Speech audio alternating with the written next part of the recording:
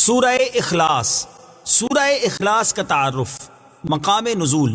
سورہ اخلاص ایک قول کے مطابق مکی اور ایک قول کے مطابق مدنی ہے۔ آیات، کلمات اور حروف کی تعداد: اس صورت میں ایک رکوع، 4 آیتیں، 15 کلمے اور 47 حروف ہیں۔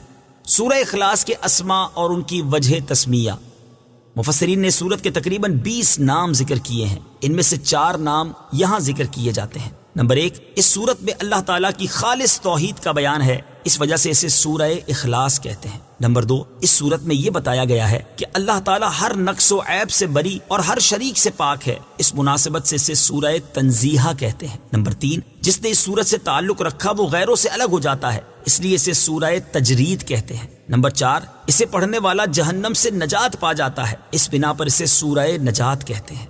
سورہ اخلاص کے فضائل: احادیث میں سورت کی بہت فضیلتیں وارد ہوئی ہیں، ان میں سے 3 احادیث اور ایک وظیفہ یہاں پیش کرتا ہوں۔ نمبر 1، حضرت ابو سعید خدری رضی اللہ تعالیٰ عنہ سے روایت ہے، بخاری شریف کی حدیث ہے، نبی اکرم صلی اللہ تعالیٰ علیہ وآلہ وسلم نے ارشاد فرمایا، کیا تم میں سے کوئی اس سے عاجز ہے کہ وہ رات میں قرآن مجید کا تہائی حصہ پڑھ لے؟ صحابہ کرام رضی اللہ تعالیٰ عنہم کو یہ بات مشکل معلوم ہوئی اور انہوں نے عرض کی، یا رسول اللہ صلی اللہ تعالیٰ علیہ وآلہ وسلم، ہم میں سے کون اس کی طاقت رکھتا ہے؟ آپ صلی اللہ تعالیٰ علیہ وسلم نے ارشاد فرمایا، سورہ اخلاص تہائی قرآن کے برابر ہے۔ نمبر 2، حضرت عائشہ صدیقہ رضی اللہ تعالی عنہا فرماتی ہیں، بخاری شریف کی حدیث ہے، حضور پرنور صلی اللہ تعالی علیہ وسلم نے ایک شخص کو ایک لشکر میں روانہ کیا، وہ اپنے ساتھیوں کو نماز پڑھاتے تو سورہ فاتحہ کے ساتھ سورت ملانے کے بعد سورہ اخلاص پڑھتے تھے۔ جب لشکر واپس آیا تو لوگوں نے نبی کریم علیہ الصلوۃ والسلام سے یہ بات ذکر کی تو پیارے آقا علیہ الصلوۃ والسلام نے ان سے ارشاد فرمایا، اس سے پوچھو کہ تم ایسا کیوں کرتے ہو؟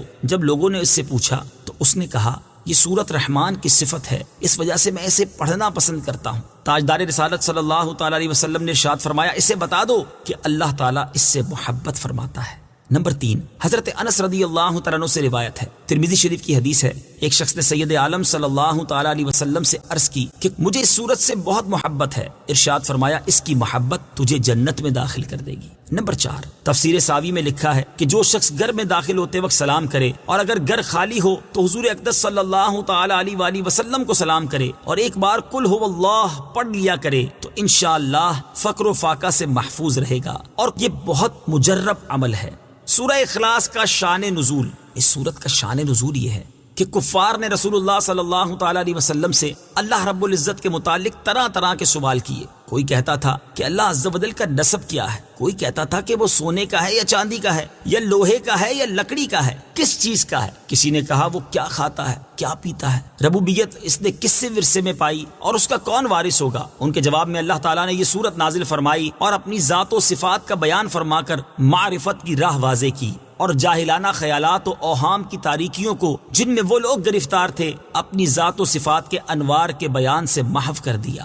سورہ اخلاص کے مضامین: اس صورت میں اسلام کے سب سے اہم عقیدے اللہ تعالیٰ کی وحدانیت کو بیان کیا گیا ہے، نیز اللہ تعالیٰ کے صفات کمال کے ساتھ متصف ہونے کا ذکر اور عیسائیوں اور مشرکوں کا رد کیا گیا ہے۔ سورہ ابو لہب کے ساتھ مناسبت: سورہ اخلاص کی اپنے سے ماقبل سورت لہب کے ساتھ مناسبت یہ ہے کہ دونوں سورتوں کی آیات کے آخر کا وزن ایک جیسا ہے۔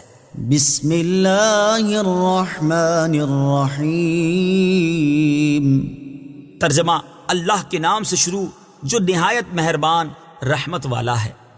قل هو اللہ احد اللہ الصمد لم یلد ولم یولد ولم یکن له کفوا احد۔ ترجمہ: تم فرماؤ وہ اللہ ایک ہے، اللہ بے نیاز ہے، نہ اس نے کسی کو جنم دیا اور نہ وہ کسی سے پیدا ہوا اور کوئی اس کے برابر نہیں۔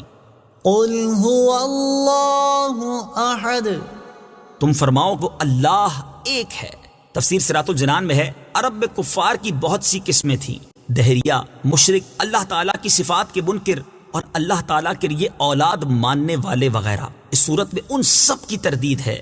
هو اللہ فرمانے میں دہریوں کی تردید ہے، احد فرمانے میں مشرکین کا مکمل رد ہے، اور اگلی آیات میں بقیہ کفار کا رد ہے۔ ارشاد فرمایا کہ وہ اللہ ایک ہے، یعنی ربوبیت اور الوہیت میں عظمت و کمال کی صفات کے ساتھ موصوف ہے، اس کی نہ کوئی مثل ہے نہ نظیر اور نہ شبیہ، اس کا کوئی شریک نہیں۔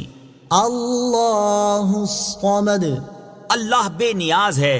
تفسیر صراط الجنان میں ہے، ارشاد فرمایا کہ اللہ تعالیٰ ہر چیز سے بے نیاز ہے، نہ کھائے نہ پیے، ہمیشہ سے ہے اور ہمیشہ رہے گا، کسی کام میں کسی کا حاجت مند نہیں۔